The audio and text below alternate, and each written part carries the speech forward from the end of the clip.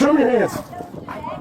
Shots fired, shots fired. What's up, internet degenerates and fellow badge watchers? Welcome back to Marc Smells Bacon, where we dissect police encounters with just the right amount of sarcasm and suppressed rage. Tonight's feature comes from the fine chaos factory that is Dundalk, Maryland. No, we're out front. You want us to come around back?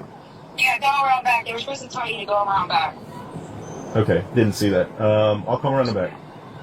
Alright, thank you. Alright, no problem. Bye. Alright, bye. Where things escalated from a 911 call to a bullet exchange in less time than it takes to reheat a Wawa sandwich. And for once, the officer didn't get hit, which, if you've seen enough of these videos, is borderline miraculous. So here's the situation. It's 7:30 p.m. on May 18th. Baltimore PD gets a 911 call to a residence on North Boundary Road.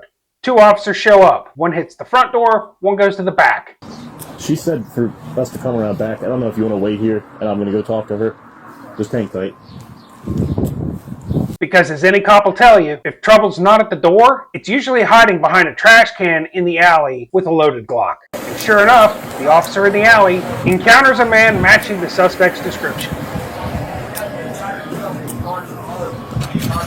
Hey, sir. Hi. What's he doing? What's he doing? What's going on?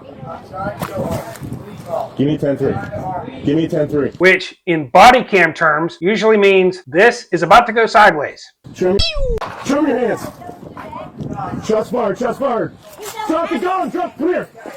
Come out, come out, come out, come out, come out with your hands up.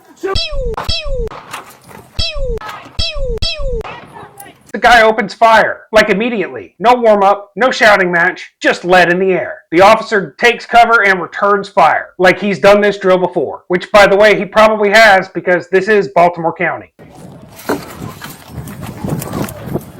I'm in the rear. Drop the gun, drop the gun!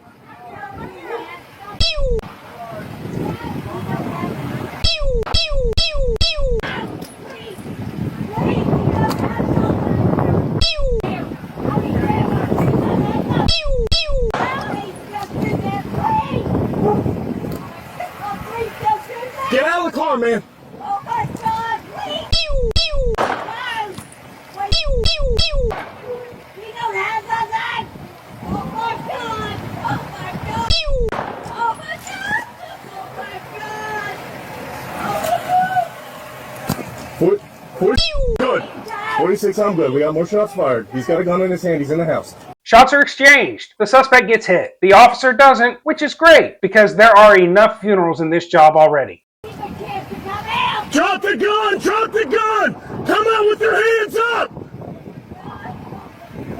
Hands up! Come out to me! Come out to me! Officers move in and secure the suspect and start rendering aid. Yes, they still try to save the guy that just tried to kill them, because that's the part of the job everybody forgets. From a tactical standpoint, the officer did exactly what he was trained to do. I wasn't thrilled with his initial cover, a plastic trash can, but then he adjusted, which is awesome. And when the dirtbag suspects decided to play stupid games with a loaded handgun, he won stupid prizes. This wasn't a cops versus a confused man situation. This was a suspect pulling a gun and trying to kill a cop, period. So before anyone hops into the comment section with the could they have de-escalated TED Talk time, no, you can't talk someone out of a bullet midair. The suspect was transported to a local hospital and pronounced dead a short time later. No officers injured, community still standing, and somewhere in Dundalk, there's probably a sergeant quietly thanking the gods for body cam footage. So what did we learn? Don't shoot at cops unless you're trying to speed run your last breath. Alleys never bring good news. And yes, despite what Twitter tells you, police do render aid even after they take fire. Like, comment, and subscribe if you enjoy the breakdowns of how not to survive a police encounter. This is Marc Smells Bacon, where we sniff out the dumb so you don't have to.